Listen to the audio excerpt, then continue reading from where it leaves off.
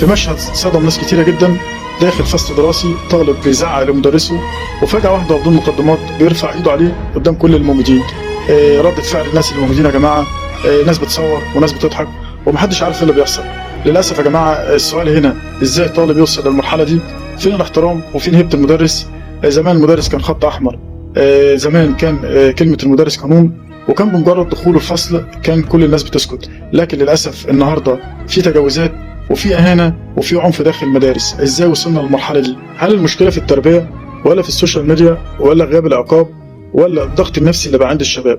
اللي حصل يا جماعة مش مجرد خناقة عادية، ده جرس إنذار، لأن لما الاحترام بيختفي من الفصل المجتمع بيكون في خطر.